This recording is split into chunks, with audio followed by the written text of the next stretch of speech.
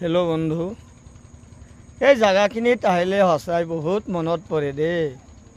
কবিয়ে এনেই কোৱা নাই, home sweet home there is no other like home.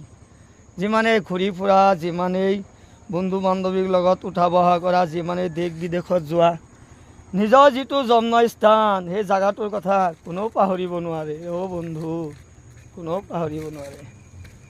মই য'তে ত'তে ঘূৰি ফুৰোঁ, বহুত ভাল লাগে। যেতিয়া মই থকা ঘৰটোৰ এই ভঙা চিঙা এইবিলাক দেখা পাওঁ, মোৰ কলিজাত ছাটকৈ উঠে বন্ধুহঁত, বৰ বহুত দুখ লাগে। কি কৰিম, এয়া পৰিৱৰ্তন আৰু। আজি আৰু কেইদিনমান মূৰত এতিয়া আহিলোঁ, আহি দেখা পালোঁ জেগাখিনি। এয়া আৰু চোৱা, ভৰলুইতে কি কেনেকৈ যাই আছে।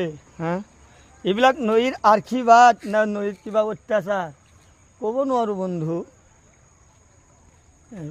আজি সন্ধিয়া এইটো আছিল আমাৰ পুৰণা বুলিয়ে ক'লোঁ এতিয়া, কাৰণ ইয়াৰ পৰা হয়তো আমি গাঁওখন এৰিবই লাগিব। গাঁওখন এৰি আমি হয়তো বেলেগত গুচি যাম।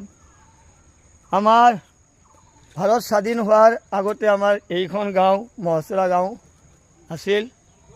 গতিকে ইমান পুৰণা গাঁওখনৰ স্মৃতি হয়তো যিমান দিনলৈকে থাকিম পৃথিৱীৰ বুকুত জীয়াই, স্মৃতিৰ মানস পটত জল পটকৈ ভাহি উঠিব বন্ধুহঁত। এই আৰু আজি আহিছিলোঁ, এই পূৰা বৰষুণ পৰি আছে।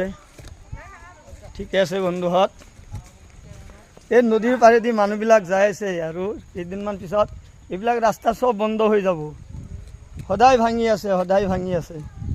ঠিকেই আছে, সকলোৱে ভালে কুশলে থাকিবা বন্ধুহঁত। ধন্যবাদ, আহিছোঁ।